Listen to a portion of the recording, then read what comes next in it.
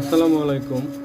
আজকে এই ভরা দুপুরবেলায় বউ আমার জন্য স্পেশাল একটা শর্টকাট রেসিপি বানাতে যাচ্ছে। আর শর্টকাট রেসিপি তৈরি করতে লাগছে আমাদের সাদা তিল। হ্যাঁ, সেদিনও রেসিপিটা খাইছি। তিলটা হালকা করে একটু ভেজে নেব এখন। হালকা বাদামি করে ভেজে নিয়েছি এখন। এখন এই যে ঢেলে এভাবে ছড়িয়ে দিয়ে সাদা তেল দিয়েছি। এখন এই যে কাঁচামরিচটা ভেজে নিব। এখন এই যে পেঁয়াজ রসুন দিয়ে দিচ্ছি। কাঁচামরিচটা হালকা ভাজা হওয়ার পরে পেঁয়াজ রসুনটা দিতে হবে। এই পর্যায়ে 1 চামচ লবণ দিয়ে দিচ্ছি। লাল লাল ঝাল ঝাল কালার আসার জন্য একটা শুকনো মরিচ। তিলটা এখন গুঁড়া করে নিয়েছি ব্লেন্ডারে।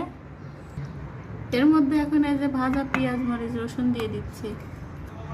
1 মিনিট একটু ব্লেন্ডার ঘুরিয়ে নেব, হয়ে যাবে ঝটপট রেসিপি। এই নাও সারার বাবা, তোমার ভর্তা রেডি। তাই নাকি? হ্যাঁ, এখন খাওয়া শুরু করো। মজার একটা ভর্তা কর। কেমন হয়েছে গো সারার বাবা? খেয়ে দেখি কেমন হয়েছে।